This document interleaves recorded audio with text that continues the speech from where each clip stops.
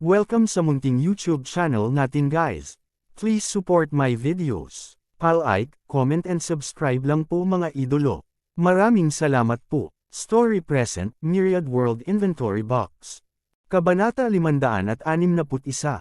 Bingyan, nang makilala mo ang Huangfeng na iyon, lihim kang nakuhanan ng litrato.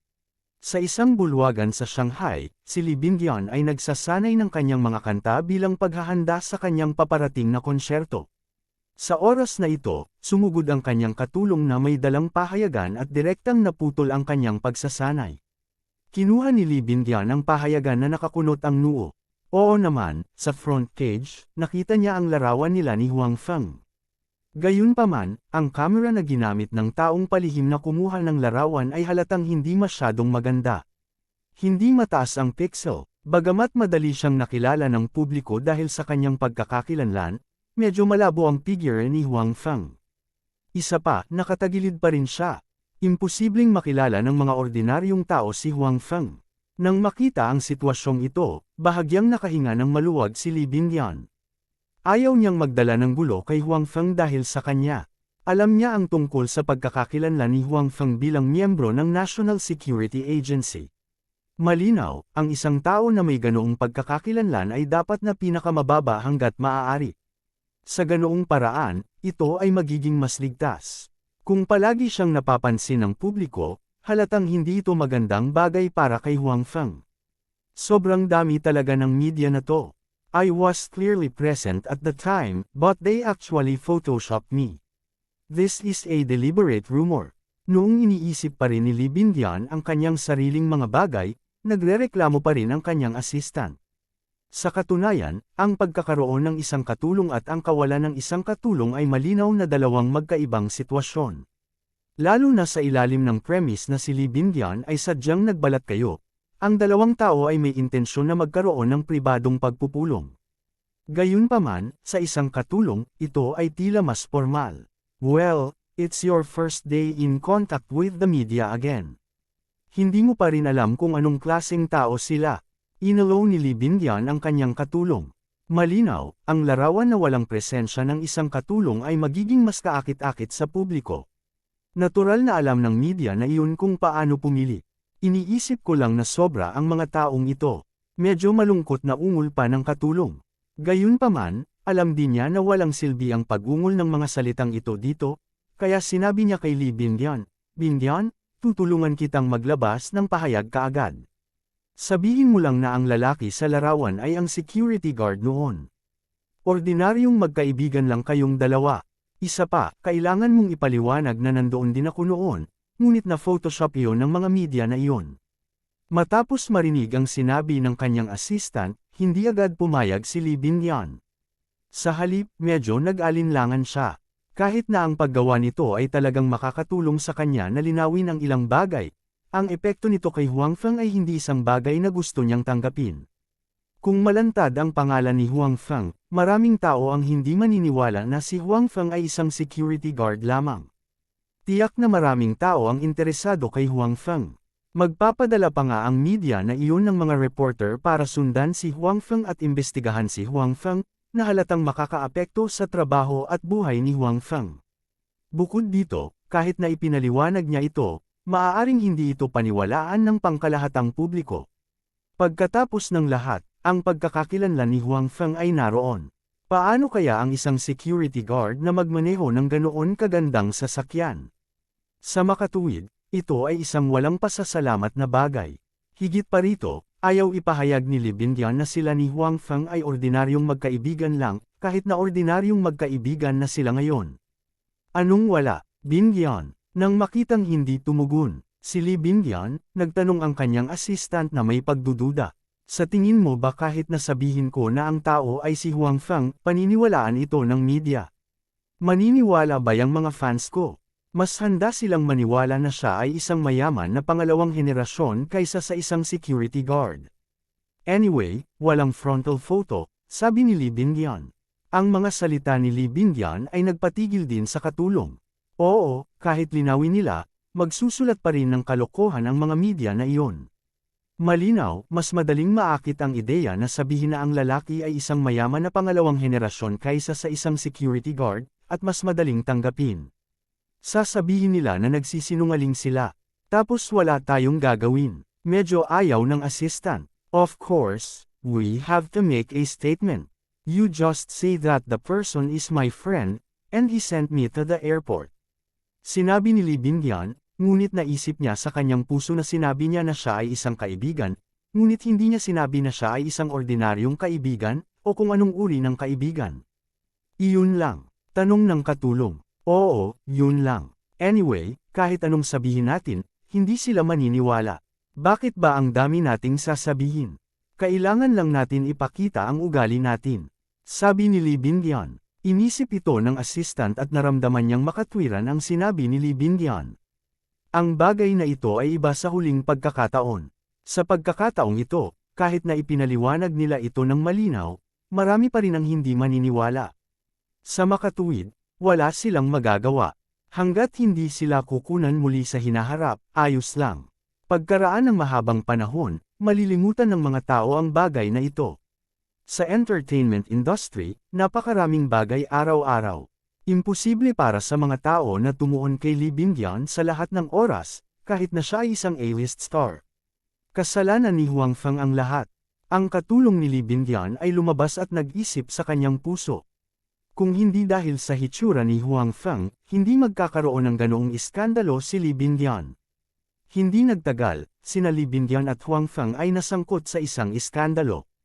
Kasama ang oras na ito, mayroong kabuuang dalawang iskandalo. Matagal nang nasa entertainment industry si Lee Bingyun, ngunit walang mga iskandalo bago niya nakilala si Huang Feng. Sa hindi inaasahang pagkakataon, ang oras ng pagkilala kay Huang Feng ay hindi masyadong mahaba, at mayroong dalawang iskandalo. Ito ay malinaw na isang bagay na dapat bigyang pansin. Noong una, ang katulong na ito ay nagbabantay laban sa pakikipag-ugnayan nina Huang Feng at Lee Bingyun. Pagkatapos ng pangyayaring ito, ang kanyang puso ay lalong naiinis kay Huang Feng at Lee Bingyun. Gayunpaman, ang taong kasangkot, si Lee Bingyun, ay malinaw na hindi nag-isip ng gayon. Kahit na ang iskandalo ay magdadala sa kanya ng ilang problema, nalaman ni Lee Bingyun na wala siyang anumang pagtutol sa kanyang puso kung ang paksa ng iskandalo ay si Huang Feng. Wala siyang kahit katiting na pagkasuklam. Nag-aalala lang siya na ang bagay na ito ay magdadala ng kaguluhan kay Huang Feng. Sa pag-iisip nito, kinuha ni Lee Bingyun ang telepono at tinawagan si Huang Feng. Sa oras na ito, abala si Huang Feng sa paggawaan ng serbesa at walang oras upang mag-online. Kaya hanggang ngayon, hindi pa rin niya alam ang bagay na ito. Nakita mo na ba ang balita sa internet? Tanong ni Lee Bingyun. Balita. Anong balita? Tanong ni Huang Feng. Wala talaga siyang oras para manood ng kahit anong balita. Mayroong higit pang mga bagay sa brewery kaysa sa naisip niya. Pagdating mo sa hotel para sunduin ako, palihim kang kinuna ng litrato. Nang marinig ni Lee Bingyun ang mga salita ni Huang Feng, alam niyang hindi niya alam ang bagay na ito ngayon, kaya sinabi niya sa kanya ang tungkol sa mga ulat sa internet. Meron, talagang ganyan. Nakakainis yung mga paparazzi na yun. Sabi ni Huang Feng na nakakunot ang noo. Talagang hindi niya nakita ang pagkakaroon ng kabilang partido sa oras na iyon. Ito ay dapat na ang kabilang partido ay nagtago ng napakalayo, o nagtago ng maayos. Makikita na ang mga paparazzi na ito ay may kaunting lakas pa sa pagtatago. Kabanata 562. Gayunpaman, huwag kang mag-alala. Hindi nila kinuna ng litrato ang iyong mukha, kaya hindi nila alam kung sino ka, sabi ni Lee Bingyun kay Huang Feng. Tumango si Huang Feng, ngunit pagkatapos ay sinabi, natatakot akong malagay ka sa isang problema dahil sa bagay na ito. Kasalanan ko ang lahat. Kung alam ko lang ng mas maaga, mas naging maingat ako, o hinintay kita sa airport. Alam ni Huang Feng na si Lee Bingyun ay walang anumang mga iskandalo mula noong kanyang debut. Sa huli, matagal na rin siyang hindi nakikipag-ugnayan sa kanya, at nagkaroon na ng eskandalo noong nakaraan. This time, mas naging seryoso. May mga litrato pa nga. It's okay. This kind of thing will happen sooner or later anyway. Sabi ni Lee Bingyun. Bilang isang first-year na babaeng celebrity, ang kanyang pribadong buhay ay palaging pinagtutuunan ng pansin ng media. Ang mga media ay walang ilalim na linya. Para sa mga benta at pag-click, gagawin nila ang anumang bagay. Pagdating ng panahon, kahit na casual niyang sabihin ang kahit sinong male celebrity sa labas ng show, maaari silang magdulot ng iskandalo. Masasabi lamang na ang hitsura ni Huang Feng ang naging sanhi ng bagay na ito na mangyari ng maaga. Sa opinyon ni Li Bingyan, sa halip na magkaroon ng iskandalo sa iba, mas mabuting magkaroon ng iskandalo kay Huang Feng. Kaya naman, hindi talaga siya galit sa pagkakataong ito. Tumango si Huang Feng bilang pag-unawa. Bilang isang celebrity, ang mga media na iyon ay maaaring makatulong sa kanila at magdulot din sa kanila ng problema. Halimbawa, itong iskandalo. May mga celebrity na sadyang nagpakalat ng sarili nilang mga iskandalo para tumaas ang kanilang exposure, at ang iba ay gawa-gawa ng mga reporter na iyon. Halimbawa, si Li Bingyan. Ito ay hindi maiiwasan. Mukhang sa susunod na pumunta ka sa Jiangzhou, hindi na kita masando sa airport. Sinabi ni Huang Feng kay Li Bingyan sa telepono. Ayos lang kung hindi mo ako sasanduan. Basta huwag mong kalimutan ang pagkain na iyon. Hinihintay kong matikman ang luto mo. Sabi ni Li Bingyan. Dahil sa konsyerto, maaaring kailanganin niyang pumunta muli sa Jiangzhou sa malapit na hinaharap. Sa oras na iyon, hindi dapat tumigil ang iskandalo tungkol sa kanya. Sa oras na ito, kung pupunta siya muli sa Jiangzhou, tiyak na maraming reporter ang lihim na sumusunod sa kanya. Kung ito ay para sa kanya o para kay Huang Feng, kung ang dalawa ay nagkita sa airport, ito ay lubhang mapanganib.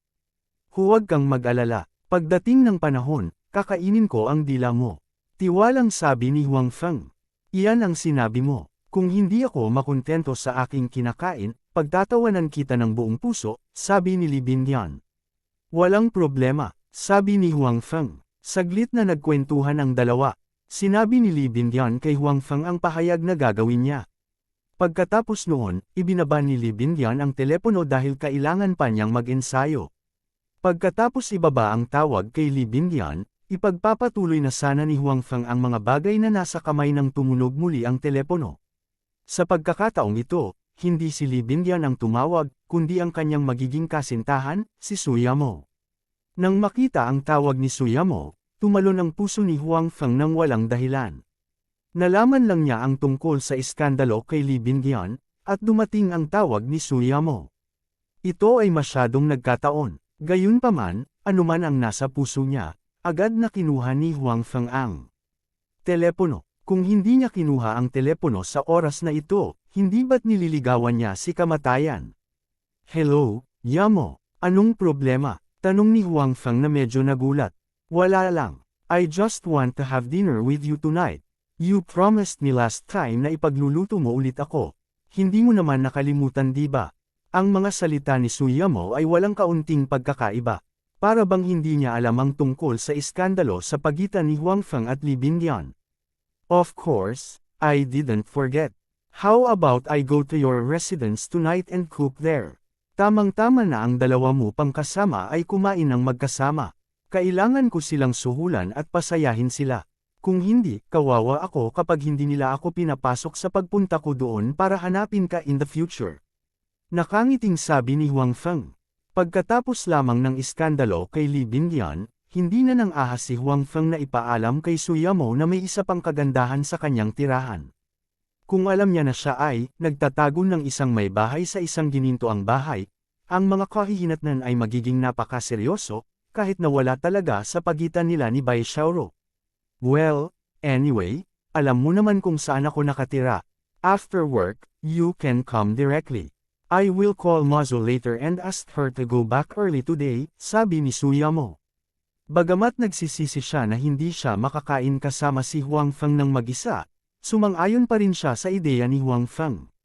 Nais din niyang magkaroon ng magandang relasyon si Huang Feng sa mga taong nakapaligid sa kanya, maging sa kanyang mga kaibigan o sa kanyang pamilya. Ito ay pareho. Okay, walang problema, sabi ni Huang Feng. Kung wala na, ibababa ko muna ang tawag, sabi ni Suyamo.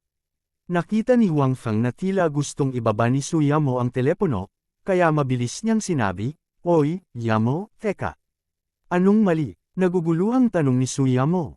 Iyon, ang balita tungkol kay Li Bingyan sa internet, nakita mo ba? Sinabi ni Huang Feng kay Suyamo na may kaunting pagkabalisa. Bagamat hindi nakalabas ang kanyang mukha sa mga larawang iyon sa internet, at talagang hindi mataas ang pixel ng camera. Alam ni Huang Feng na ang mga pamilyar sa kanya ay dapat na makakita ng isang bagay sa mga side photos na iyon. Bagaman hindi siya sigurado, dapat mayroong ilang mga hula. I saw it. Anong meron? Sabi ni Suyamo. Pagkatapos ay nag-react siya at sinabing, ang nasa larawang iyon ay ikaw, di ba? Kailan ka bumili ng kotse? Nung sinabi mo na may pera ka noon, hindi ako naniwala, pero ngayon parang mayaman ka na talaga. Panipi, medyo natahimik si Huang Feng. Yamo, kotse ko lang ba ang inaalala mo? Kung ganoon ano pa, hindi ka ba magtatanong tungkol sa usapin namin ni Miss Lee? Sabi ni Huang Feng. What's there to ask? Ilang beses dumating si Miss Lee at ikaw ang sumando sa kanya. Ikaw din ang sumabay sa kanya sa daan. Dapat mas concern kayong dalawa sa isa't isa. Aalis na siya, kaya hindi ba normal na paalisin mo siya? Sabi ni Li Bindian sa totoo lang. Oo, ito ay normal. Sabi ni Huang Feng. Nagulat si Huang Feng sa mga salita ni Suyamo. Akala niya ay magtatanong si Suyamo tungkol sa relasyon nila ni Li Bindian. Hindi niya inaasahan na wala itong kahit katiting na pagdududa at naniwala sa kanya. Dahil dito hindi niya nasabi ang mga salitang handa niyang ipaliwanag. Paf! Naramdaman ni Suyamo ang kahihiyan ni Huang Feng at hindi niya mapigil ang matawa. Alam ko kung ano ang inaalala mo. Huwag kang mag-alala, hindi ako masyadong mag-iisip. Naniniwala ako sa iyo. Bagamat sinabi iyon ni Suyamo, naramdaman pa rin ni Huang Feng ang bakas ng paninibugho sa kanyang tono. Ang pagganap ni Suyamo ay talagang nagpagan kay Huang Feng. Kung walang pakialam si Suyamo, nangangahulugan ito na hindi niya ito masyadong pinahahalagahan. Kung direktang magalit si Suyamo, mararamdaman ni Huang Feng na ito ay medyo sobra.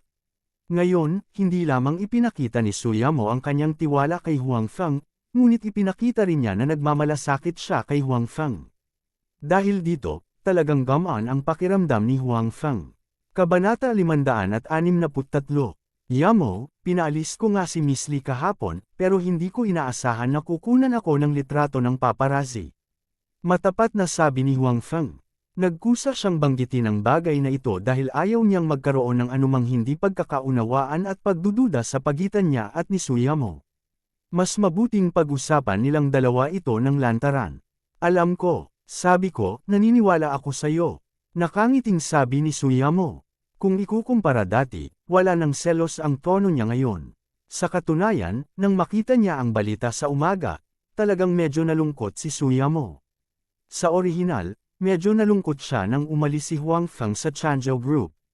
Ngayong nagkaroon ng iskandalo sa ibang kagandahan, kakaiba kung wala siyang nararamdaman. Gayunpaman, siya ay mas makatwiran kaysa sa ibang mga batang babae. Sa oras na iyon, hindi niya hinanap si Huang Feng para humingi ng paliwanag. Hinihintay niya si Huang Feng na magkusa para magpaliwanag sa kanya. Hanggat talagang nagmamalasakit si Huang Feng sa kanyang nararamdaman, tiyak na ipapaliwanag niya ang bagay na ito sa kanya. At hindi siya binaygo ni Huang Feng. Nang malapit na niyang ibaba ang telepono, nagkusa si Huang Feng na banggitin ang bagay na ito. Kaya, pagkatapos na maipahayag ang kanyang kawalang kasiyahan ng naaangkop, bumalik siya sa normal. Salamat, Yamo, sabi ni Huang Feng. Ang tiwala ni Suyamo sa kanya ay nagpasaya sa kanya. Anong dapat pasalamatan? Kung may oras ka, dapat mong isipin kung ano ang lulutuin mo ngayong gabi, sabi ni Suyamo. Huwag kang mag-alala, siguradong hindi kita pababayaan. Nangako si Huang Feng. Sa maikling panahon, may 2 babae na siyang nangako na magluluto para sa kanila. Minsan, naisip ni Huang Feng na hindi siya magaling. Matapos ibaba ang tawag kay Suyamo, nagkaroon ng oras si Huang Feng para ipagpatuloy ang trabaho sa sarili niyang mga bagay. Master Zhao, ang pabrika ay magpapatuloy sa produksyon bukas. May problema ba sa paggawa ng alak sa aking formula? Tumingin si Huang Feng sa isang lalaking nasa kanyang 50s sa harap niya at sinabi. Ang Master Zhao na ito ay isang matandang empleyado ng pabrika. Pumunta siya rito nang buksan ni Boss Wu ang pabrika. Ayon kay Boss Wu, ang Master Zhao na ito ay napakatalino sa paggawa ng alak. Kadalasan, masasabi niya ang kalidad ng alak sa pamamagitan lamang ng pag-amoy nito. Bukod dito, sa panahon ng proseso ng paggawa ng serbesa, ang kanyang pagkaunawa sa iba't ibang mga detalye ay mas mahusay kaysa sa iba. Kaya, kahit umalis si Boss Wu, mahigpit niyang inirerekomenda ang taong ito kay Huang Feng. Pagkatapos makipag-chat kay Huang Feng, nalaman niya na ang kabilang partido ay talagang napakahusay sa paggawa ng alak. Malalim ang kanyang pag-unawa sa industriyang ito, tiyak na talento siya, kaya natural na umasa sa kanya si Huang Feng. Walang problema, boss. Magalang na sabi ni Master Zhao. Bagamat lubos na umasa si Boss Wu kay Master Zhao noon, si Huang Feng ang bago niyang boss.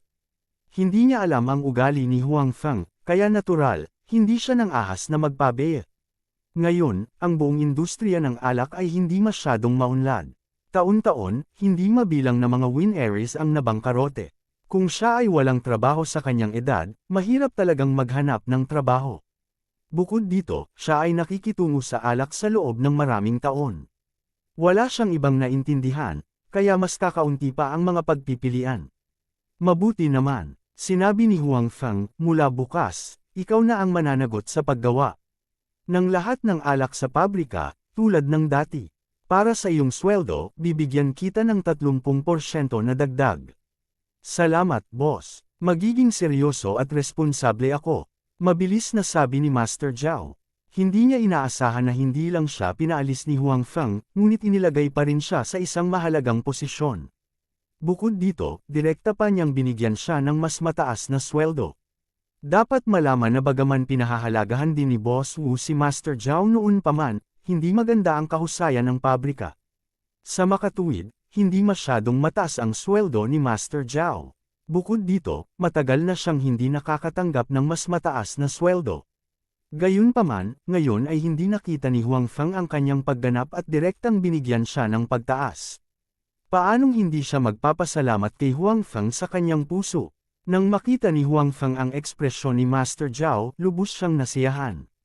Hindi nagtagal, siya ay isang ordinaryong manggagawa. Natural, alam niyang kahit gaano pa kaganda ang mabulaklak na salita ng amo, hindi ito kasing praktikal ng pagbibigay ng sweldo sa mga empleyado. Bukod dito, ang hakbang na ito ay maaaring direktang makuha ang mga puso ng mga empleyado. Matapos malaman ni Huang Feng na ang pamilya ni Master Zhao ay hindi masyadong mayaman, siya ay direktang nagpasya na bigyan siya ng sweldo, at ang pagganap ng kabilang partido ay hindi lampas sa kanyang inaasahan. Tinatayang ngayon ay may puso na siyang magtrabaho ng husto para sa kanya. Natuto din ako ng masasamang bagay at natutong bumili ng puso ng mga tao. Tumingin si Huang Feng sa nagpapasalamat na si Master Zhao at nag-isip sa kanyang puso. Bagamat nawalan siya ng kaunting pera, nakakuha siya ng talento tulad ni Master Zhao upang magsumikap para sa kanya. Ito ay malinaw na isang magandang deal. Pagkatapos noon, naglakad si Huang Feng, kasama si Master Zhao, sa loob at labas ng pabrika. Dahil ang opisyal na produksyon ng bagong alak ay magsisimula bukas, ang mga manggagawa ay naglilinis at nagsusuri ng ilang mga panganib sa kaligtasan ngayon. Ayaw ni Huang Feng na may mangyari sa kanyang pabrika. Ito ay hindi isang bagay ng pagkawala ng pera. Ayaw lang niyang makakita ng nasasaktan. Sa makatuwid, kung ito man ay serbiserya o ang nakaraang pabrika ng kagamitan sa paggamot ng dumi sa alkantarilya, sa mga tuntunin ng proteksyon sa kaligtasan, ito ay ginawa ng napakahusay. Bagamat hindi pa natatapos ang mga formalidad, ayaw ni Huang Feng na sayangin ang mga araw na ito. Ito ay isang borderline na laro. Gayunpaman, sa tulong ni Secretary Q, malamang na ang mga formalidad ay hindi magtatagal, kaya hindi ito masyadong pinapansin ni Huang Feng. Bukod dito, ang pabrika na ito ay orihinal na gumagawa ng puting alak. Kung magpapatuloy ito bukas, maaaring hindi malaman ng mga tagalabas kung bago o luma ang ginawang white wine. Pagkatapos ayusin ang mga bagay sa pabrika, diretsyong nagmaneho si Huang Feng sa tirahan ni Suyamo. Sa pagkakataong ito, natutunan niya ang kanyang aralin at tinawagan si Bai Xiaoro ng maaga. Gayunpaman, sa telepono, hindi siya naglakas loob na sabihin na pupunta siya sa bahay ng iba para ipagluto sila. Kung hindi, malamang ay pag-alitan na naman siya ni Bai Xiaoro. Magluluto ako para sa magiging girlfriend ko. Bakit ako matatakot na pag-alitan ako ni Bai Xiaoro? Pagkatapos ibaba ang telepono, naramdaman ni Huang Feng na masyado siyang maingat sa harap ni Bai Xiaoro. May lehitimong dahilan siya, bakit siya magsisinungaling sa kanya? Hindi siya maaaring pumunta sa bahay ng kanyang kasintahan at samahan ang kanyang amo, si Bai Xiaoro. Gayunpaman, dahil ibinaba na niya ang telepono, hindi na sinasadya ni Huang Feng na tumawag muli. Direkta lang siyang nagmaneho papunta sa tirahan ni Su Yamo. Nagkataon, sa pasukan ng komunidad, nagkataon na nakasalubong ni Huang Feng sina Su Yamo at Xi Mengzhao, na nagmamaneho pabalik. Nakasuot pa rin ng uniforme sa trabaho ang dalawa. Malamang, kagagaling lang nila sa trabaho. Gayunpaman, sa pag-uwi ay halatang pumunta silang dalawa sa supermarket o palengke, dahil sa likod na upuan ng kanilang sasakyan, maraming bagong binili na grocery. Malinaw na iyon ang mga sangkap na ginamit ni Huang Feng upang ipakita ang kanyang kakayahan ngayong gabi. Kabanata 564. Ito ang sasakyan mo. Ito ay mas mahusay kaysa sa larawan. Kailan mo ito binili? Saan ka nakakuha ng napakaraming pera? Panipi. Naglakad-lakad si Xi Mengzhao sa kotse ni Huang Feng sa harap ng bahay ni Su Yamo. Matapos tingnan ito ng mabuti, tinanong niya si Huang Feng nang may pagtataka. Malinaw, alam din ni Xi Mengzhao ang tungkol sa iskandalo sa pagitan ni Huang Feng at Li Bingyuan. Sa katunayan, alam na niya ito bago pa si Su Yamo. Alam ito ni Su Yamo dahil sinabi sa kanya ni Xi Mengzhao. Noong panahong iyon, nang makita ni Xi Mengzhao ang larawan, nakilala niya ang lalaki sa larawan bilang si Huang Feng. Pagkatapos ng lahat, mayroon siyang matinding puot kay Huang Feng sa kanyang puso. Natural, maaalala siya nito. Gayunpaman, sa oras na iyon, hindi pa rin ito pinaniwalaan ni Xi Mengzhao. Pagkatapos ng lahat, marahil ang ibang tao ay hindi kilala si Huang Feng, ngunit kilala niya ito. Isa lang siyang security guard na kalalabas lang ng kumpanya niya. Hindi pa naman ito matagal, kaya paano siya makakabili ng ganoon kagandang sasakyan? Kung talagang napakayaman niya, bakit siya magiging security guard? Nang kumpirmahin din ni Su Yamo na ang tao sa larawan ay si Huang Feng, iginiit ni Xi Mengzhao na si Huang Feng ay dapat na isang mayaman na pangalawang henerasyon dahil kaya niyang magmaneho ng napakagandang kotse. Sinadya niyang mag-apply ng trabahong security guard sa kanilang kumpanya para mapalapit kay Sister Yamo. Sa huli, talagang nagtagumpay siya. Medyo natuwa si Su Yamo sa pagsusuri ni Xi Mengzhao. Nakapunta na siya sa bahay ni Huang Feng noon, at tiyak na wala siyang kahit katiting na relasyon sa isang mayamang pangalawang henerasyon. Gayunpaman, si Su Yamo ay labis ding nalilito. Si Huang Feng ay halatang napakahirap noon, kaya paano siya biglang nagmamaneho ng napakagandang sasakyan ngayon? Sa pag-iisip tungkol dito, noong nakipag-chat si Huang Feng sa kanya noon, sinabi niya na lumayo siya sa dating lugar at nakahanap ng mas magandang tirahan. Ang puso ni Su Yamo ay mas nag-usisa. Kahit na curious si Su Yamo tungkol sa pagkakakilanlan ni Huang Feng, siya rin mismo ang naglihim ng kanyang pagkakakilanlan, kaya wala siyang balak na tanungin si Huang Feng. Naniniwala siya na malinaw na sasabihin sa kanya ni Huang Feng sa hinaharap, tulad ng nangyari sa pagitan nila ni Li Bingyuan sa pagkakataong ito. Sasakyan ko to, sabi ko mag-ingat ka. Kung magasgasan mo ang kotse ko, hindi mo kayang bayaran kahit ibenta mo ang sarili mo. Naglabas si Huang Feng ng iba't ibang sangkap mula sa kotse ni Su Yamo habang nakikipagbiruan sa usyosong si Xi Mengzhao. Ano ba kasing ganda nitong pangit na sasakyan mo? Nakakita na ako ng mas magagandang sasakyan. Biglang sabi ni Xi Mengzhao na may pang-aalipusta. Pagkatapos noon, marahas niyang sinipa ang kotse ni Huang Feng, at pagkatapos ay tumingin kay Huang Feng ng pag-alit. Gusto niyang makita kung ano ang magagawa nito sa kanya. Siyempre, walang ginawa si Huang Feng kay Xi Mengzhao. Nagbibiro lang siya. Gayunpaman, para sa pag-aangkin ni Xi Mengzhao na nakakita siya ng mas magagandang sasakyan kaysa rito, humirit si Huang Feng sa kanyang puso. Maaari bang magmaneho ang mga sasakyang iyon sa 2,000 milya kada oras? Lumipad kaya sila sa langit? Magkakaroon kaya sila ng katalinuhan ng kotseng ito? Malinaw, imposible. Gayunpaman, halatang hindi ito masabi ni Huang Feng, kaya't nakatingin lang siya kay Xi Mengzhao nang may pagmamalaki sa gilid. Sabay-sabay na umakyat ang tatlong tao. Si Huang Feng ay hindi pamilyar sa tirahan ni Su Yamo. Minsan na siyang nakapunta rito, at nagkaroon siya ng magandang pagkikita kay Su Yamo sa banyo ng lugar na ito. Sa pag-iisip nito, sumulyap si Huang Feng sa banyo. Napansin ni Su Yamo ang pagkilos ni Huang Feng, at biglang namula ang kanyang mukha.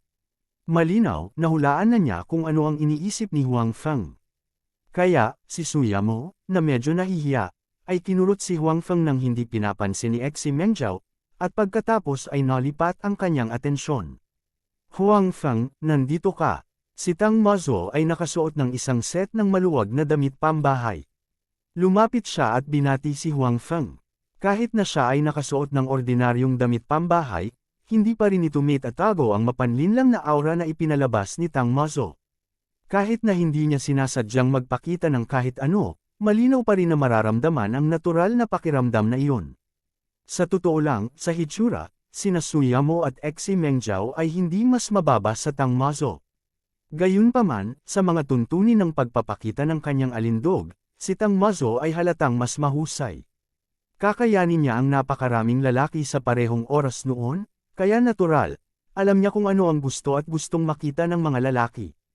Kaya naman, kahit hindi niya ito sinasadyang ipakita ngayon, nakakaakit pa rin siya ng atensyon ng mga tao, lalo na ang mga mata ng opposite sex. Hindi bababasa, inamin ni Huang Feng na sa tuwing makikita niya si Tang Mazo, medyo magugulat siya sa kanya. Kahit na hindi ito ang unang pagkakataon na nakita niya si Tang Mazo, ganoon pa rin ito, na nagpapakita ng kanyang alindog. Oo, may pasok ka ngayon. Iminuwestern ni Huang Feng ang mga sangkap sa kanyang kamay at sinabi. Marunong ka bang magluto? Isa kang mabuting pamilya. Ang mga labi ni Tang Mazo ay pumulupot sa isang mapang-akit na ngiti. Dati, noong tinawagan siya ni Suyamo at sinabi sa kanya na darating si Huang Feng ngayon, at handa siyang ipakita ang kanyang galing sa pagluluto at magluto para sa kanila, hindi naniwala si Tang Mazo. Gayunpaman, nagkataon na libre siya ngayon, at dahil tumawag si Suyamo, tiyak na babalik siya. Gayunpaman, ngayon ay tila alam na talaga ni Huang Feng kung paano magluto, ngunit hindi niya alam kung paano ito lasa. Alam ko man o hindi, malalaman mo rin mamaya. Sabi ni Huang Feng, tila walang gustong maniwala na marunong siyang magluto, maliban kay Yumo na nakatikim ng kanyang luto at naniwala. Ang iba ay tila nag-aalinlangan. Pumunta si Huang Feng sa kusina at handang patunayan ang kanyang sarili ngayon. Si Suyamo at Xi Mengjiao ay bumalik din sa kanilang mga silid upang magpalit. Tumingin si Tang Mazo sa paligid at sinundan sila sa kusina. Gusto niyang makita kung talagang marunong magluto si Huang Feng o nagyayabang lang siya. Kung hindi ka marunong magluto, sabihin mo na lang ng maaga para maka-order tayo ng takeout. Tumingin si Tang Mazo sa abalang Huang Feng at sinabi, kahit na ang tatlong babae ay napakaganda, ang kanilang mga kasanayan sa pagluluto ay hindi masyadong mahusay. Kahit nakakain ang mga niluto nila, halatang hindi ito masarap. At ngayon, dumating si Huang Feng. Malinaw, ang mga babae ay hindi gustong mawala ng mukha sa harap ni Huang Feng. Kaya, kung hindi talaga marunong magluto si Huang Feng, mag-o-order sila ng takeout sa halip na sila mismo ang magluto. Paano masasabi ng isang lalaki na hindi siya marunong magluto? Makakaasa ka. Hindi naalala ni Huang Feng na si Tang Mazo ay matalik na kaibigan ni Suyamo sa ilang sandali, kaya sinabi niya ito ng casual. Ngunit, pagkatapos sabihin ito, nadama niya na ito ay hindi nararapat. Pagkatapos ng lahat, si Tang Mazo ay matalik na kaibigan ni Suyamo. Ang pakikipag-usap sa kanya ng ganito ay medyo malandi. Ikaw ay isang lalaki. I think you're at most a boy. Hindi naramdaman ni Tang Mazo na ito ay hindi nararapat. Ang mga lalaking nakausap niya noon ay mas tahasang kaysa kay Huang Feng. Matagal na siyang immune dito. Sinong nagsabi na hindi ako lalaki? Bakit hindi mo subukan? Medyo nalungkot si Huang Feng nang marinig niya ang mga salita ni Tang Mazo. Sino ang gustong marinig ng iba na sabihin na hindi sila lalaki? Lalo na kapag ang taong nagsabi nito ay isang kagandahan. Malamang, walang lalaking makatiis. Nakalimutan ni Huang Feng ang pagkakakilanlan ni Tang Mazo at direktang pinukaw siya. Kabanata 565.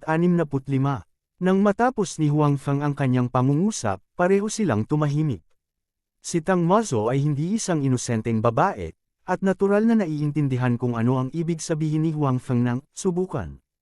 Dahil dito, biglang namula ang mukha niya. Pinagsisihan ni Huang Feng ang kanyang mga sinabi. Hindi lamang matalik na kaibigan ni Suyamo ang kabilang partido, ngunit hindi rin siya isang taong dapat pagtripan. Bakit siya nagalit sa kanya? Pero, parang siya ang nang-provoke sa kanya, di ba? Well, Huang Feng, you've got guts. You even dare to flirt with me. Hindi ka ba natatakot na sabihin ko kay Sister Yamo? Unang nakabawi si Tang Mazo, at binyantaan niya si Huang Feng na may pulang mukha. Gayunpaman, ang malandi niyang mukha kapag nagsasalita siya ay hindi lamang nakakatakot, ngunit nagbigay din sa kanya ng ibang uri ng alindog. She's really a stunner. Kahit galit siya, she's still so attractive, ungol ni Huang Feng sa kanyang puso. Gayunpaman, si Huang Feng ay hindi nang ahas na manligaw kay Tang Mazo sa oras na ito, kaya't sinabi niya ng hindi sinasadya, sabihin mo kay Yamo, hindi ako natatakot. Ikaw ang nagsabi na hindi mo na ako lalaki. Hindi ka tao sa simula. Wala akong sinabing mali, sabi ni Tang Mazo. Pagkatapos noon, bigla niyang sinabing may pilyong ngiti, don't tell me nagawa na ninyo ni Ate Yamo. Nakita ni Huang Feng ang ekspresyon ni Tang Mazo at alam niya kung ano ang sinasabi niya. Agad siyang umiling at sinabing, no, don't talk nonsense. Natakot talaga si Huang Feng na tanungin ni Tang Mazo si Su Yamo ng kumpirmasyon.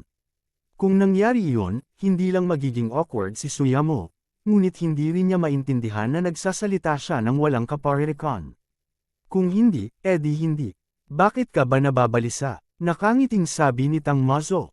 Hindi ako mapakali sa iyo. Nagpa siya si Huang Feng na mas mabuting huwag nang ipagpatuloy ang paksang ito kay Tang Mazo. Kung hindi, tiyak na siya ang dehado. Kaya, nagsimulang maging abala si Huang Feng sa kusina. Gayunpaman, hindi nagtagal ay napaharap siya sa gulo. Dahil first time niya sa kusinang ito, hindi siya masyadong pamilyar sa lugar na ito. Hindi niya alam kung saan itinago ng mga babae ang ilan sa mga gamit sa kusina. Nasaan ang kutsilyo? Saan mo inilagay ang kutsilyo? Tanong ni Huang Feng. Kung walang kutsilyo, wala siyang magagawa. Gagamitin kaya niya ang kanyang panloob na puwersa para basagin ang mga gulay na ito. Malinaw, kahit na magagawa niya ito, hindi siya maglalakas loob na gawin ito nang walang pakundangan sa harap ni Tang Mazo. Saber, naalala kong inilagay ko ito sa ilalim ng isang ito. Lumapit din si Tang Mazo at nagsabi. Nag-squat siya sa tabi ni Huang Feng at nagsimulang maghanap. Hindi kalakihan ang espasyo, at halos magkasandal ang kanilang mga katawan sa isa't isa. Tag-araw noon, at hindi gaanong nakasuot si Tang Mazo sa bahay. Hindi siya masyadong magsusuot sa labas, lalo na sa bahay. Sa makatuwid, malinaw na, naramdaman ni Huang Feng ang lambot at kinas ng katawan ni Tang Mazo sa pamamagitan ng pagdikit. Ang dalawa sa kanila ay napakalapit sa isa't isa, kaya ang mahinang halimuyak sa katawan ni Tang Mazo ay nagpasigla sa nerbiyos ni Huang Feng. Ito ay isang uri ng halimuyak na hindi malakas, ngunit ito ay napakatukso. Medyo nahihilo si Huang Feng. Oy, naalala kong nilagay ko dito. Paanong hindi ko mahanap? Tila walang nakitang mali si Tang Mazo sa kasalukuyang sitwasyon nilang dalawa, ni hindi niya naramdaman ang abnormalidad ni Huang Feng. Hinahanap niya pa rin ang kitchen knife na dapat nandito. Huang Feng, maghintay ng kaunti. Maghahanap ako sa ibang lugar. Sabi ni Tang Mazo habang tumalikod at gustong tumayo. Marahil ay dahil sa matagal na siyang nakasquat, nang tumayo si Tang Mazo, nakaramdam siya ng bahagyang pamamanhid sa kanyang mga binti. Ang kanyang buong katawan ay biglang nawalan ng balanse, at ang kanyang katawan ay nahulog patungo kay Huang Feng na nasa tabi niya. Sa oras na ito, medyo natulala pa rin si Huang Feng. Nang makita niya si Tang Mazo na bumagsak sa kanya, hindi niya namamalaya na iniunat niya ang kanyang mga kamay at niyakap siya. Gayunpaman, hindi siya naging handa at itinumba ni Tang Mazo. Sa isang putok, ang katawan ni Huang Feng ay unang lumapag sa lupa. Sa oras na ito, si Tang Mazo ay nasa kanyang mga bisig. She subconsciously wanted to scream, pero pagkalabas ng tunog ay naramdaman niyang may nakaharang sa bibig niya. Nagkatitigan sina Huang Feng at Tang Mazo habang nakadilat ang mga mata. Hindi sila gumagalaw. Parang tumigil ang buong mundo. Nakatayo lang silang dalawa doon na tulala, sa sobrang ambiguous na posisyon. Sa oras na ito, si Huang Feng ay nakahiga sa lupa, si Tang Mazo ay nakahiga sa kanyang mga bisig, at si Huang Feng ay nakayakap sa kanyang baywang. Nagkataon talaga na naglapat ang kanilang mga labi. Ang eksenang ito na lumabas lang sa mga TV drama ay nangyari talaga sa kanilang dalawa. Natigilan silang dalawa na hindi handang itak. Nakalimutan nilang mag-react at maghiwalay. Pagkaraan ng hindi malamang tagal, naramdaman ni Huang Feng na medyo basa ang kanyang mga labi. Hindi niya namamalayan na inilabas niya ang kanyang dila at dinilaan ang kanyang mga labi. Si Tang Mazo, na nasa kanyang mga bisig, ay nanginginig sa pananabik, at ang pamumula ng kanyang mukha ay naging mas halata. Magkadikit ang kanilang mga labi. Nang dilaan ni Huang Feng ang kanyang mga labi, direktang dinilaan niya ang mga labi ni Tang Mazo. Si Tang Mazo, na walang karanasan sa lugar na ito, ay biglang nanginig. Pakiramdam niya ay tila mas malabo ang kanyang mga mata, at tila mas sensitibo ang kanyang katawan. Napansin din ni Huang Feng ang pagbabago sa Tang Mazo. Subconscious lang ang aksyon niyang pagdila sa dila niya kanina. Hindi niya talaga gustong dilaan si Tang Mazo. Gayunpaman, hindi agad napigilan ni Tang Mazo si Huang Feng, na nagpainit ng kaunti sa puso ni Huang Feng. Ang mainit na pakiramdam ng paghawak sa mga labi ni Tang Mazo na ngayon lang ay nagparamdam sa kanya ng matagal. Si Huang Feng mismo ay isang mature na tao, at kamakailan lang, sunod-sunod siyang na-stimulate sa lugar na ito. Dati, nakita niya ang maliit na celebrity on the spot at ang mga fans na nag-aaway sa kama. Pagkatapos, hindi niya sinasadyang nakita ang mapang-akit na hubad na katawan ni Bai Xiaoro. Hinawakan pa niya ang buong katawan niya. Kung si Huang Feng ay walang anumang iniisip sa kanyang puso, siya ay magiging isang eunuch sa halip na isang normal na tao. Gayunpaman, kahit na si Huang Feng ay may anumang iniisip at pagnanais sa lugar na ito, maaari lamang siyang magtiis. Pagkatapos ng lahat, siya at si Bai Xiaoro ay hindi magkarelasyon. Maganda ang relasyon niya kay Su Yamo, ngunit halatang hindi pa umabot sa hakbang na iyon ang dalawa. Maaaring makahanap din si Huang Feng ng isang puta dahil sa kanyang pisikal na pangangailangan. Sa makatuwid, ang pagnanasa sa kanyang katawan ay may tatago lamang. Gayunpaman, dahil ito ay nakatago, ito ay natipon ng higit pa at siya ay agad na nangangailangan ng isang labasan upang may bulalas. Nagkataon, ang gayong hindi pagkakaunawaan ay nangyari kay Tang Mazo ngayon. Ang susi ay sa ilang kadahilanan, hindi siya agad na itulak ni Tang Mazo palayo. Dahil dito, medyo hindi mapakali ang puso ni Huang Feng. Sa makatuwid, sa ilalim ng kontrol ng kanyang pisikal na pagnanasa, muli niyang inilabas ang kanyang dila. Gayunpaman, agad na napagtanto ni Tang Mazo na ang dila na nagpahiya sa kanya ngayon ay muling lumitaw sa kanyang mga labi. Kabanata 566. Sa katunayan, hindi lamang si Huang Feng ang natulala sa biglaang sitwasyong ito sa simula, ngunit maging si Tang Mazo ay ganoon din. Bagamat palaging tinatawag ni Xi Mengjiao na vixen si Tang Mazo, at napaka-experience niya sa pakikisalamuha sa mga lalaki, tanging ang mga nakakakilala sa kanya ng lubos ang nakakaalam na si Tang Mazo ay hindi pa nagka-boyfriend. Hindi pa siya nakipagrelasyon noon, at si Tang Mazo lang ang nakakaalam na mayroon pa rin siyang unang halik. Kaya, nang dumampi ang kanyang mga labi sa labi ni Huang Feng ngayon, siya ay natigilan. Blanca ang isip niya, at ang boses na paulit-ulit ay, wala na ang unang halik ko, na wala na ang unang halik ko ng ganoon na lang. Hanggang sa dumampi ang dila ni Huang Feng sa kanyang mga labi, nagising siya ng kaunti, ngunit hindi nakapag-react ang kanyang katawan. Nagbigay ito ng senyales kay Huang Feng. Naisip ni Huang Feng na hindi niya ito tinanggihan, at medyo mainit ang ulo ni Huang Feng, kaya nagkaroon ng follow-up. Nang sa wakas ay nagising ng kaunti ang ulo ni Tang Mazo, dumating ang follow-up na aksyon ni Huang Feng. Ang mainit na pakiramdam, ang makati na pakiramdam, ay nagpalubog ng kaunti kay Tang Mazo, na nagkaroon ng ganitong uri ng pakiramdam sa unang pagkakataon, kaya hindi niya napigilan si Huang Feng sa unang pagkakataon. Sa pagtingin sa reaksyon ni Tang Mazo, si Huang Feng ay tila nabuhayan ng loob. Lumaki ang kanyang mga galaw, at bumibilis ang kanyang paghinga. Ang kanyang mga brasong nakahawak kay Tang Mazo ay tila mas mapuwersa. Hindi alam kung kailan, hindi sinasadyang nakipagtulungan si Tang Mazo kay Huang Feng. Bahagyang bamuka ang kanyang mga labi, at ang dila ni Huang Feng ay lumayo ng isang hakbang. Nang magkadikit ang dila ng dalawa, talagang sabay na nanginginig ang katawan nila. Iyon ay isang panginginig mula sa kaibuturan ng kanilang mga kaluluwa, na nagpasaya sa kanilang dalawa. Huang Feng, kumusta ang pagluluto? Nang si Huang Feng at Tang Mazo ay tila medyo nagdedeliryo, at ang eksena ay lalong nawala ng kontrol, ang malinaw na boses ni Xi Mengjiao ay tumunog, na sinamahan ng tunog ng pagsara ng pinto. Malinaw na lumabas si Xi Mengzhou sa kanyang kwarto. Bagamat hindi malakas ang boses ni Xi Mengzhou, ito ay parang kulog. Umalangaw sa mga tainga ni Huang Feng at Tang Mazo. Biglang nagising ang dalawa, at sabay silang napatingin sa isa't isa na parang hindi makapaniwala. Malinaw, pareho sa kanila ay hindi inaasahan na ang isang labis na hindi sinasadyang hindi pagkakaunawaan ay bubuo sa puntong ito. Gayunpaman, malinaw na hindi ito ang oras para isipin ang mga bagay na ito. Kung nakita sila ni Xi Mengzhou ngayon, magiging seryoso ang mga bagay-bagay. Pagkatapos ng lahat, naroon pa rin ang prospective girlfriend ni Huang Feng, ang matalik na kaibigan ni Tang Mazo, si Suya Mo. Kung alam niya ang kasalukuyang sitwasyon, kahit na ipaliwanag nilang dalawa na ito ay isang hindi pagkakaunawaan, malamang na hindi maniniwala si Suya Mo. Lumayo ang dalawa sa isa't isa na parang nakuryente. Itinaas pa ni Huang Feng si Tang Mazo gamit ang sariling lakas ng braso. Gayunpaman, madaling magkamali sa pagmamadali.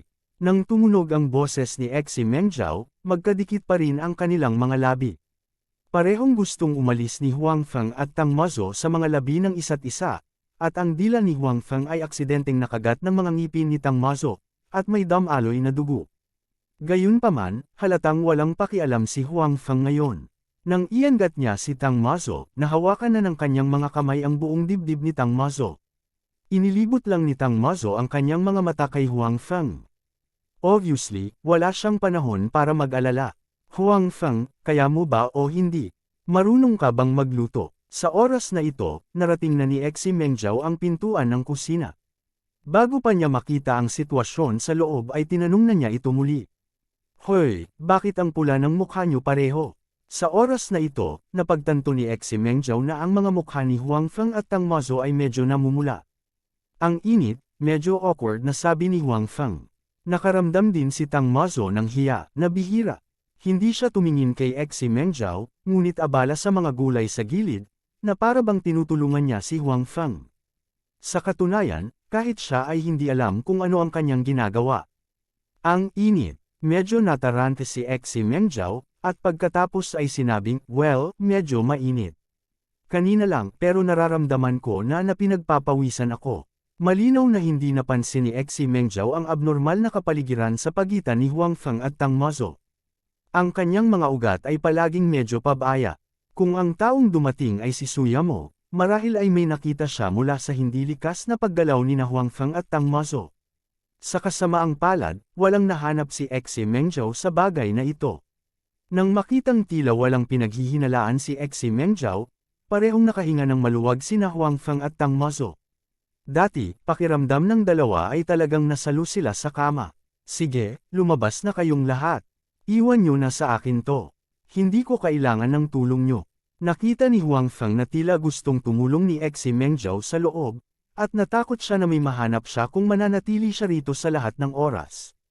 Sa oras na ito, maririnig ang tunog ng pagsara ng pinto ni Suya Mo. Halatang nagpalit na rin siya ng damit at lumabas na. Mengzhou, labas na tayo. Mabigat ang usok dito, at hindi maganda sa balat. Magtrabaho ang isang malaking tao. Sa oras na ito, nabawi ni Tang Mazo ang kanyang kalmado. Lumingon siya at tumingin kay Xi Mengzhou na may kalmadong mukha. Okay, hindi tumutol si Xi Mengzhou. Kung tutuusin, ang galing niya sa pagluluto ang pinakamasama sa tatlong babae, kaya wala siyang maitutulong dito. Naunang umalis si Xi Mengzhou, at nang lumakad si Tang Mazo sa gilid ni Huang Feng, palihim niyang kinurot si Huang Feng. Sa pagkakataong ito, hindi na siya nagpigil. Naramdaman ni Huang Feng na ang kanyang braso ay tiyak na nabugbog at namamaga. Bagamat napakasakit, halatang hindi makaiyak si Huang Feng, at ang mga mata ni Tang Mazo ay may kaunting pagkamahiyain, bakas ng inis, at bakas ng pagkalito. Sa madaling salita, napakakomplikado ng kanyang mga mata. Pagkatapos kurutin si Huang Feng, lumabas si Tang Mazo kasama si Xi Mengzhou, naiwan si Huang Feng mag-isa sa kusina para isipin ang sarili niyang mga gamit. Maya-maya, nagsimula na siyang magluto. Si Suya Mo, na orihinal na nagplanong pumasok at tingnan, ay pinigilan din nina Xi Mengzhou at Tang Mazo. Sabay silang nanood ng TV sa sala at nagkwentuhan silang tatlo. Gayunpaman, tila nalaman ni Suyamo na kahit na ang pagganap ni Tang Mazo ay hindi naiiba. Sa karaniwan, siya ay napaka-observant at napansin na si Tang Mazo ay tila medyo nag-ambala. Nang tumingin siya sa kanya, medyo kakaiba ang mga mata niya. Medyo nalito si Suyamo. Gayunpaman, hindi niya nakita kung ano ang nangyari sa kusina noon, kaya naisip niya na ito ay dahil si Tang Mazo ay pagod na pagod sa trabaho kamakailan, at iyon ang dahilan kung bakit siya nasa ganoong sitwasyon. Para dito, inaliw din ni Suyamo si Tang Mazo, na naging dahilan para mas komplikado ang mood ni Tang Mazo. Gayunpaman, malinaw na hindi niya maibabahagi ang kanyang nararamdaman sa iba sa ngayon. Kabanata 567. Handa na ang hapunan. Halika. Pagkaraan ng mahabang panahon, sa wakas ay natapos na ni Huang Feng ang pagluluto. Sa orihinal, sa tulong ng Immortal Book, ang bilis ng pagluluto ni Huang Feng ay dapat na napakabilis. Gayunpaman, halatang medyo wala siya ngayon. Bilang karagdagan, mayroong maraming mga pinggan sa gabi, at siya ay naglagay ng higit na pagsisikap kaysa sa karaniwan, kaya natural, ito ay tumagal ng mas maraming oras. Huang Feng, sa wakas tapos ka na. Kung hindi, magkakaroon tayo ng 3 pang magagandang mummies dito. Si Xi Mengzhao ang unang tumugon kay Huang Feng. Matapos marinig ang pagbati ni Huang Feng, agad siyang naglakad papunta sa mesa, nagrereklamo pa rin. Halatang gutom na siya. Kung tutuusin, kapag nasa bahay silang 3, minsan ay mamaya pa sila kumakain kaysa ngayon. Sa oras na iyon, hindi siya nakakaramdam ng gutom. Gayunpaman, dahil sa patuloy na bango ng luto ni Huang Feng, napukaw nito ang kanyang gana. Kasabay nito, nais din niyang bigyan ng magandang suntok si Huang Feng sa mga tuntunin ng pagkain. Kaya naman, medyo sabik na siya sa pagkaing niluto ni Huang Feng. At ang mga reklamo ni Xi Mengzhao ay katulad ng nakagawian. Anyway, hanggat may pagkakataon siya, gagawin niyang hindi komportable si Huang Feng. Hindi pa ako nakakita ng isang walang hiyang tao na pinupuri ang kanyang sarili, sabi ni Huang Feng kay Xi Mengzhao, na nakaupo na sa mesa. Iyan ay tinatawag na kumpiyansa, sabi ni Xi Mengzhao. Napakabango. Huang Feng, ang sarap pa rin ng luto mo. Puri ni Suyamo, na lumapit sa mesa, kay Huang Feng matapos itong maamoy. Buti naman nagustuhan mo, sabi ni Huang Feng. Pagkatapos ay napansin niya na ang ekspresyon ni Tang Mazo ay medyo hindi natural. Si Huang Feng mismo ay nakaramdam din ng pagkakasala at hindi ng ahas na tumingin kay Tang Mazo. Sabay-sabay na umupo ang lahat. Si Huang Feng at Suyamo ay magkasamang nakaupo, habang sina Xi Mengzhao at Tang Mazo ay nakaupo sa tapat ng isa't isa. Nagkataon, sina Huang Feng at Tang Mazo ay nakaupo sa tapat ng isa't isa. Habang nakatingin sila sa taas, makikita nila ang isa't isa. Imposibleng hindi makita ang isa't isa. Si Xi Mengzhao ay mapili pa rin sa pagkaing niluto ni Huang Feng, ngunit matapos itong matikman, hindi na niya napigilan ang paggalaw ng kanyang mga kamay. Tila wala siyang pakialam sa kakaibang hitsura ni Huang Feng at tanging ang pagpuno sa kanyang tiyan ang inaalala. Nako, ang sarap! Huang Feng, hindi ko ini-expect na ganyan ka pala. Minamaliit talaga kita noon. Bakit hindi ka na bumalik sa kumpanya at huwag kang maging security guard? I'll let you take care of the company's cafeteria, sabi ni Xi Mengzhao habang kumakain. Dahan-dahan lang kumain. Ang daming ulam, at walang aagaw sa'yo. Bagamat kumain din ng marami si Suyamo, kung tutuusin, nakain na niya ang pagkain ni Huang Feng minsan, kaya naghanda siya ng isip para sa luto ni Huang Feng. Sa makatuwid, hindi siya kumain ng kasing dami ni Xi Mengzhao. Ang dami mong kinakain mag-isa. Hindi ka ba natatakot tumaba? Sabi ni Huang Feng kay Xi Mengzhao. Don't worry about this. I have the kind of body na kinaiinggitan ng iba. Kahit anong kainin ko, hindi ako tataba. Not to mention that you have so much food, kahit doblehin mo pa, ayos lang ako pagkatapos, pagmamalaki ni Xi Mengzhao. Gayunpaman, sa oras na ito, ang kanyang bibig ay pinalamanan pa rin ng pagkain, at ang kanyang imahe ay halatang hindi maganda. Gayunpaman, tila wala siyang intensyon na bigyang pansin ang kanyang imahe sa harap ng ilang taong naruroon. Maging si Tang Mazo, na maraming inaalala, ay kumain ng marami. Kasabay nito, may kakaiba sa paraan ng pagtingin niya kay Huang Feng.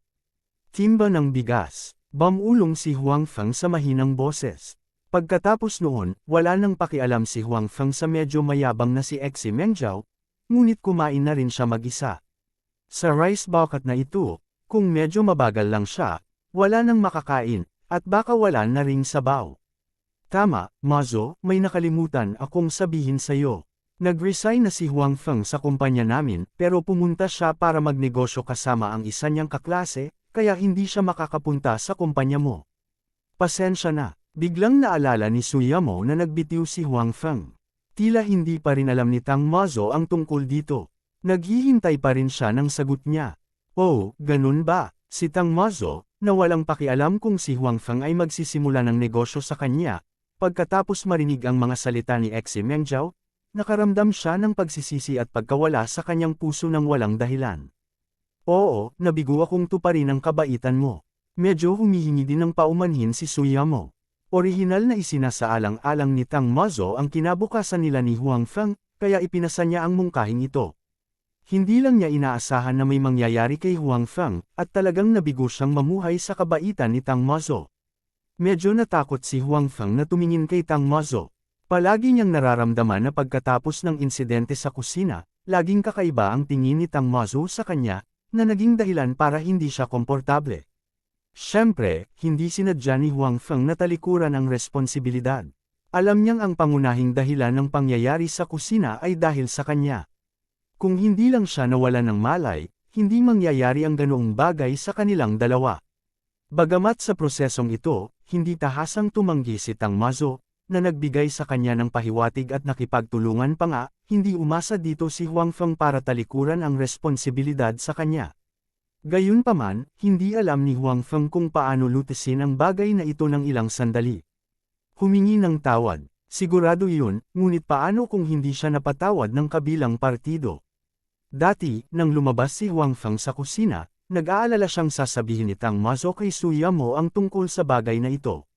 Ngayon, tila malinaw na hindi ginawa ng kabilang partido. Gayunpaman, hindi ito nangangahulugan na patatawarin siya ni Tang Mazo. Hindi man lang alam ni Huang Feng kung paano haharapin ng kabilang partido ang bagay na ito. Ito ay mas seryoso kaysa sa mga nakaraang hindi pagkakaunawaan kina Suyamo at Bai Xiaoro. Kung tutuusin, iyon ang pangunahin niyang mga mata na nagsamantala sa sitwasyon, ngunit wala talaga siyang ginawa. Sa makatuwid, si Huang Feng ay talagang walang magandang ideya sa ngayon. Habang iniisip ni Huang Feng kung paano haharapin ang bagay na ito, iniisip din ni Tang Mazo kung paano haharapin ang kanyang relasyon kay Huang Feng. Dahil sa relasyon ni na Huang Feng at Suyamo, at dahil naghahanda siyang umunlad sa Jiangzhou, marami pa rin siyang pagkakataon na makipagkita kay Suyamo. Kung siya ay talagang isang babaeng maluwag ang moral, kung gayon ang nangyari sa kusina ngayon ay hindi magiging isang problema. Makakalimutan niya ito sa isang kisap mata. Gayunpaman, sa katunayan, siya ay hindi. Bagamat maraming lalaki ang nakapaligid sa kanya noong siya ay nasa kabisera, kaya niyang protektahan ang kanyang sarili ng husto at hindi niya hinayaang samantalahin siya ng mga taong iyon. Hindi pa talaga siya nagkaroon ng matalik na pakikipag-ugnayan sa sinuman. Maging ang kanyang unang halik ay inalis ni Huang Feng ngayon. Sa makatuwid, hindi maaaring balewalain ni Tang Mazo ang bagay na ito. Dahil kay Suyamo, kailangan pa rin nilang magkita ni Huang Feng ng madalas, kaya dapat lutisin ang bagay na ito. Kabanata 568. Gayunpaman, bagamat alam niyang kailangang lutisin ang usaping ito, halatang walang ideya si Tang Mazo kung paano ito lulutasin. Pinag-iisipan din ni Tang Mazo ang kanyang medyo abnormal na pag-uugali sa kusina ngayon. Si Tang Mazo ay hindi isang hindi makatwirang tao. Alam niya na ang dahilan kung bakit umunlad ang mga bagay hanggang sa puntong ito ay hindi niya malinaw na tinanggihan at pinigilan si Huang Feng sa simula. Kung napigilan niya si Huang Feng sa simula, hindi na magpapatuloy si Huang Feng. Sa oras na iyon, siya ay talagang medyo nalilito. Hindi niya inaasahan na mangyayari ang ganoong bagay. At saka, ang unang halik na lagi niyang pinapahalagahan at pinuprotektahan ay ninakaw ng ganoon lang. Sa makatuwid, hindi siya nag-react ng ilang sandali at binigyan si Huang Feng ng maling senyales. Gayunpaman, sinisi din ni Tang Mazo si Huang Feng sa kanyang puso. Hinabol na niya si Sister Yamo. Niligawan man siya ng ibang babae, dapat naging matatag siya sa ugali niya. Ayaw niyang pabayaan si Sister Yamo. Gayunpaman, naunawaan din ni Tang Mazo ang kanyang alindog. Noong nasa Imperial Capital siya, napakaraming tao ang nakapaligid sa kanya. Sa pag-aakalang si Huang Feng ay maaaring maakit din sa kanyang alindog, si Tang Mazo ay lihim na masaya sa kanyang puso. Tang Mazo, paano ka magiging ganito? Ninakaw niya yung first kiss mo ng ganun-ganun lang, tapos nasa mood ka pa bang maging masaya ngayon? Lihim na hinamak ni Tang Mazo ang sarili sa kanyang puso. Ayos lang kung hindi siya sasama. Anyway, kung wala siya, mapapaunlad pa rin ang kumpanya ko. Walang ekspresyon ang mukha ni Tang Mazo habang sinasabi niya sa iba. Naisip ni Suyamo na galit si Tang Mazo. Pagkatapos ng lahat, si Tang Mazo ay mayroon ding magandang intensyon. Sa huli, direktang, ibinaba ni Huang Feng ang kanyang kumpanya at nagsimula ng negosyo kasama ang kanyang kaklase. Ito ay malinaw na nagparamdam kay Tang Mazo ng kaunting kalungkutan sa kanyang puso, bagaman hindi sinasadya ni Huang Feng na maliitin ang kumpanya ni Tang Mazo. Mazo, si Huang Feng at ang kanyang kaklase ay matalik na magkaibigan sa universidad, kaya hindi naging madali para sa kanya na tanggihan ang imbitasyon ng kabilang partido. At saka, inimbitahan na ng taong iyon si Huang Feng bago ko sinabi kay Huang Feng ang tungkol sa bagay na ito. Malinaw na ayaw ni Suyamo na magkaroon ng masamang opinyon si Tang Mazo kay Huang Feng, kaya sinubukan niyang magpaliwanag para kay Huang Feng. Okay, alam ko, sabi ni Tang Mazo. Nang makita si Sister Yamo na sobrang protection kay Huang Feng, medyo naiingit si Tang Mazo. Hoy, Huang Feng, hindi ba komportable ang dila mo? Sa oras na ito, si Exi Mengjiao, na abala sa pagkain, ay tila napansin na medyo alanganin si Huang Feng habang kumakain. Sa wakas, napagtanto niya na tila may mali sa dila ni Huang Feng. Oo, hindi sinasadyang nakagat ko ito kanina. Sabi ni Huang Feng, hindi niya inaasahan na si Exi Mengjiao, ang foodie na ito, ay sobrang mapagmatsyag. Tiningnan niya si Suyamo na medyo nagkasala at nalaman niyang walang mali sa kanya. Sa halip, nag-aalala siya tungkol sa kanya at sinabi sa kanya na mag-ingat sa hinaharap. Nakahinga ng maluwag si Huang Feng. Si Tang Mazo, na alam din kung ano ang mali sa dila ni Huang Feng, ay may pamumula sa kanyang mukha. Nakagat ang dila ni Huang Feng, ngunit hindi ito ni Huang Feng, kundi ni Tang Mazo. Gayunpaman, ang pagiging kakaiba ni Tang Mazo ay malinaw na hindi napansin ng sinuman. Sa pagkakataong ito, natapos ang hapunan na iba-iba ang iniisip ng lahat. Ang pinaka-nasiyahan sa pagkain ay si Exi Mengjiao. Siya ay may pinakamaliit na tiwala kay Huang Feng noon, ngunit sa huli, siya ang pinakamaraming kumain. Pagkatapos kumain ay parang tinatimad na siyang gumalaw at humiga sa sofa, kinusot-kusot ang mga mata at humuhuni na medyo cute. Si Suyamo ay kumain din ng marami. Siya ay hindi kailanman nag-alala tungkol sa kanyang figure, at tila na siya ay hindi kailanman tumaba. Ngayon ang unang opisyal na pagbisita ni Huang Feng, at mahusay siyang gumanap, kaya natural na maganda ang mood niya. Sa mabuting kalooban, natural, kumain siya ng marami. Si Huang Feng at Tang Mazo ay hindi kumain ng marami. Bagamat labis ding nagulat si Tang Mazo sa luto ni Huang Feng, kumain din siya ng ilan. Gayunpaman, dahil nag-aalala siya tungkol sa isang bagay, hindi siya kumakain ng labis, kaya hindi siya kumain ng marami. Naisip ni Suyamo na nag-aalala siya sa trabaho, kaya wala siyang ganang kumain. Si Huang Feng ang pinakakaunti sa kanila dahil siya ang pinaka-responsable. Isang sandali, iniisip niya kung paano haharapin ang usapin kay Tang Mazo, at sa susunod na sandali, nag-aalala siyang baka malaman ni Suyamo ang tungkol sa kanya at kay Tang Mazo. Kung iniisip ito at iyon, kakaiba kung nasa mood siyang kumain. Pagkatapos kumain, hindi agad umalis si Huang Feng. Bagamat gusto niyang makatakas mula rito ngayon at pakalmayan ang sarili upang makapag-isip kung paano haharapin ang bagay na ito kay Tang Mazo, malinaw na hindi siya makakaalis ngayon. Ano man ang mangyari, ngayon ang kanyang unang opisyal na pagbisita sa tirahan ni Suyamo. Imposibleng umalis siya pagkatapos kumain. Kailangan niyang manatili sa harapan at makipag-chat kay Suyamo at sa iba pa para mas makilala sila. Huang Feng, inayos namin na si Old Wang ang maging security manager na inirekomenda mo. Nang nakikipag-chat sa bulwagan, sinabi ni Suyamo ang tungkol sa kaayusan ng kumpanya para sa security manager. Bago umalis si Huang Feng, inirekomenda niya si Old Wang, ngunit hindi niya alam kung papayag sina Exi Mengzhou at Suyamo. Ngunit ngayon ay tila tinanggap nilang dalawa ang kanyang mungkahi. Mabuting tao si Old Wang, at may kakayahan siya. Walang magiging problema sa pagiging security manager niya, sabi ni Huang Feng. Sa Changzhou Group, maliban kay Suyamo at Exi Mengzhou, siya ang pinakamadalas na nakikipag-ugnayan kay Brother Wang. Siya rin ang higit na nakakakilala sa kanya. Iyon ang dahilan kung bakit inirekomenda niya si Brother Wang na palitan siya kapag umalis siya. Siya nga pala, hindi ka ba nagpunta sa pabrika ng mga kagamitan sa paggamot ng dumi sa alkantarilya ngayon? Ano ang nararamdaman mo? Malinaw na nag-aalala pa rin si Suyamo tungkol sa mga gawain ni Huang Feng. Bagamat sinabi ni Huang Feng na maganda ang relasyon niya sa kanyang kaklase, karaniwan na sa mga malalapit na kaibigan ang mag-backstab sa isa't isa sa mga araw na ito. Sa makatuwid, nag-aalala si Suyamo na si Huang Feng ay malinlang.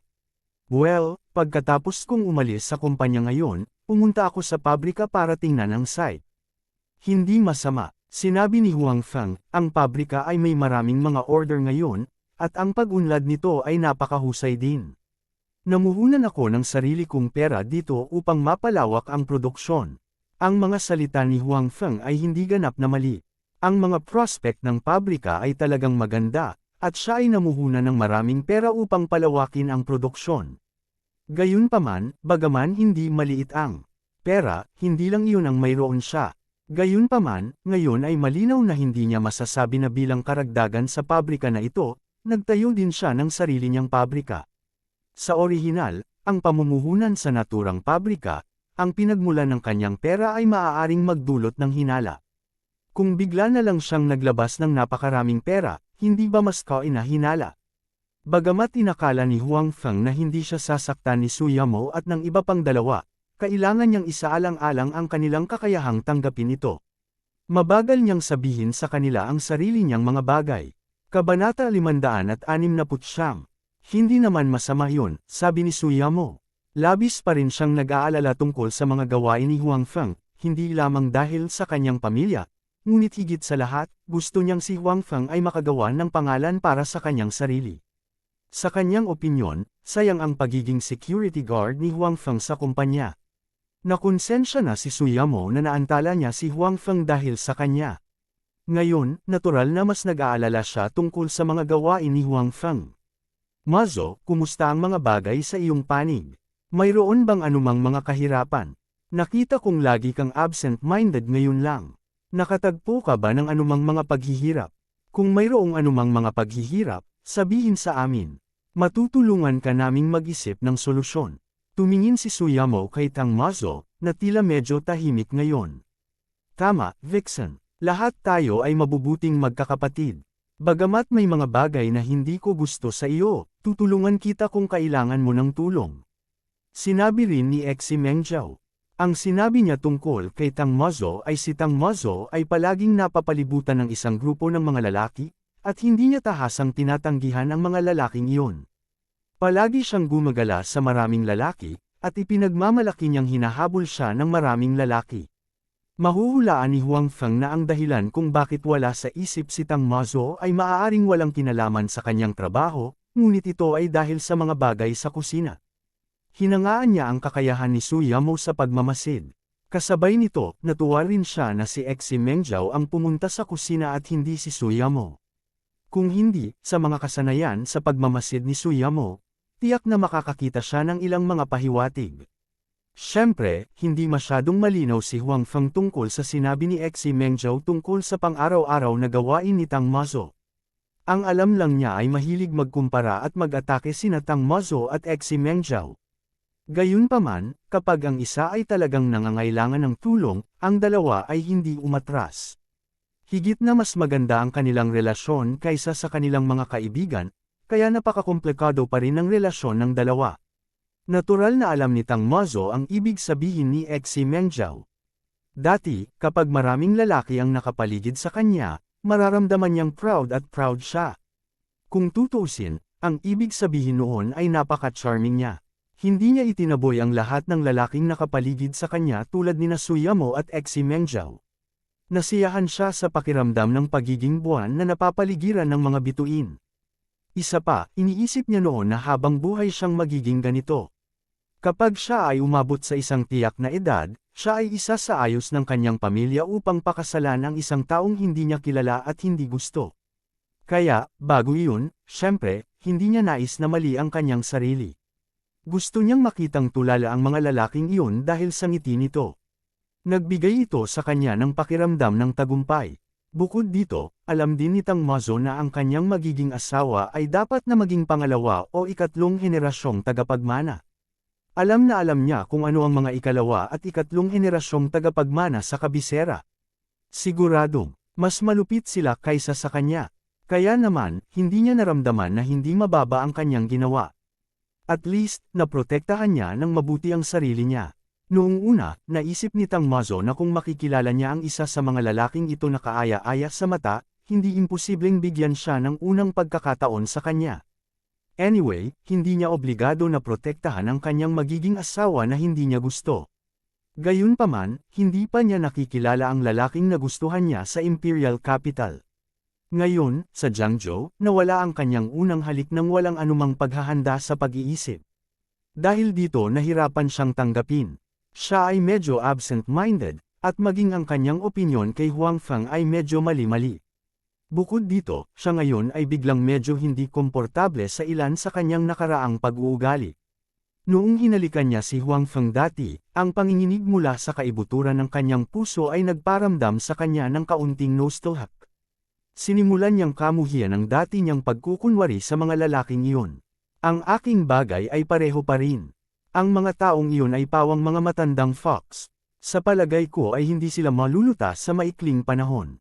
Ako ay handa sa pag-iisip, at hindi ko kailangan ng tulong sa ngayon, sabi ni Tang Mazo. Oo, ang mga taong iyon ay nasa mundo ng negosyo sa loob ng maraming taon. Talagang hindi madali ang pakikitungo sa kanila, sabi ni Suyamo na lubos na sumasang-ayon. Nang simulan ni Suyamo at Exi Mengjiao ang Changzhou Group, nakaranas sila ng maraming paghihirap mula sa mga veterano na ito. Natural na mauunawaan nila ang kasalukuyang nararamdaman ni Tang Mazo. Pagkatapos ng lahat, ang mga taong iyon ay nasa industriya sa loob ng maraming taon. Maaaring hindi kanila gaanong matulungan, ngunit napakadali para sa kanila na sirain ang iyong mga plano. Sa makatuwid, dapat silang maging maingat sa pakikitungo sa mga taong ito. Iginiit ni Tang Mazo na hindi niya kailangan ng tulong sa ngayon. Si Suyamo at Exi Mengjiao ay walang masabi. Pagkatapos noon, ang iilan sa kanila ay hindi na nag-usap tungkol sa trabaho.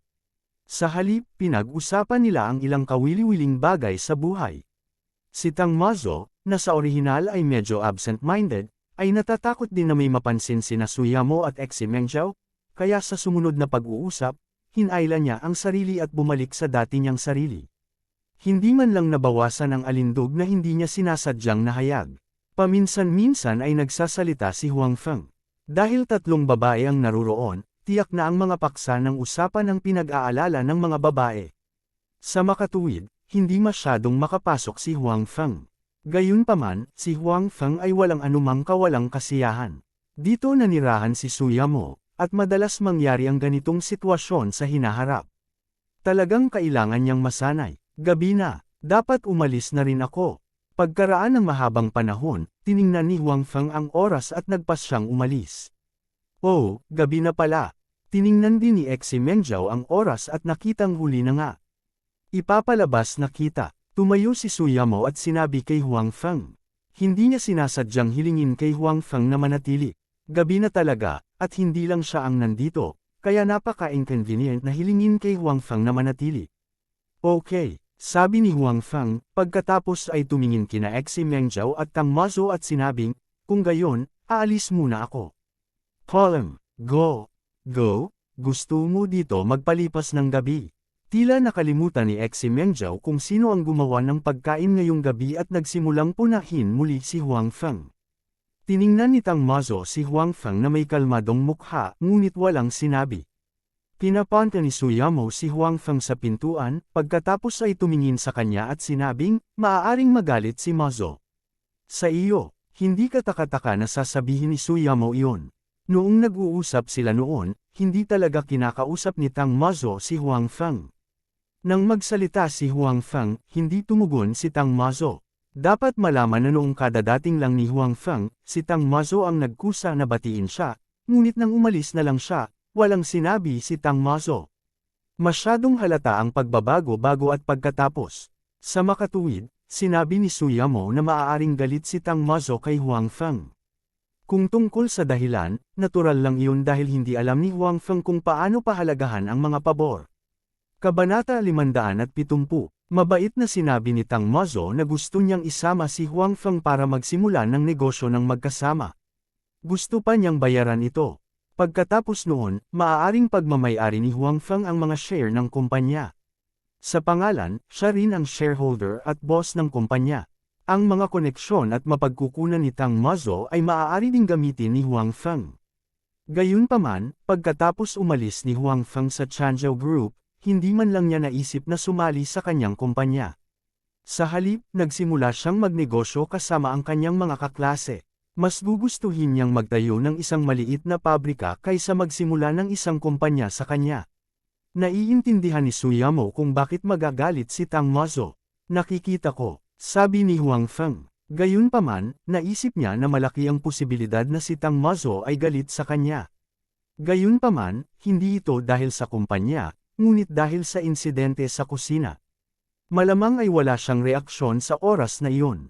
Ngayong kumalma na siya, normal na sa kanya ang magalit sa kanya. Gayunpaman, mabuti na hindi siya iniulat ni Tang Mazo. Maghanap ka ng oras bukas para anyayahan siya sa pagkain o isang tasa ng kape. Sabihin mo sa kanya ang tungkol dito ng maayos. Pagkatapos ay hindi siya magagalit. Kilala ko siya, sabi ni Suyamo kay Huang Feng. Dahil ngayon lang nangyari ang insidente, at nandoon pa rin sila ni Xi Mengzhao, hindi nagkaroon ng pagkakataon si Huang Feng na makausap ng maayos si Tang Mazo. Kahit na tinulungan niya si Huang Feng na ipaliwanag ito, pagkatapos ng lahat, hindi si Huang Feng mismo. Mararamdaman ni Tang Mazo na hindi taos-puso si Huang Feng. Sa makatuwid, hanggat malinaw na maipaliwanag ang bagay, hindi magagalit si Tang Mazo. Bukod dito, mayroong isang gabi upang buffer, kaya walang magiging problema. Okay, susubukan kong yayain siya bukas. Sabi ni Huang Feng, hindi lang niya kailangang ipaliwanag ang mga usapin ng kumpanya, pati na rin ang pangyayari sa kusina ngayon. Dapat pag-usapan ng dalawa ang bagay na ito ng maayos. Kung hindi, kapag nagkita sila sa hinaharap, ang dalawa ay magiging awkward at hindi komportable. Sabi ni Suyamo. Pagkatapos noon, humakbang siya pasulong at tinulungan si Huang Feng na ayusin ang kanyang mga damit at sinabing, mag-ingat sa daan. Si Suyamo ay napakalapit kay Huang Feng sa oras na ito, at ang bango ng kanyang katawan ay umaagos sa ilong ni Huang Feng. Ito ay napakakaaya-aya, kung hindi dahil sa hindi pagkakaunawaan, maaaring natukso si Huang Feng at gumawa pa ng hakbang. Gayunpaman, sa oras na ito, malinaw na wala siyang ganoong pag-iisip.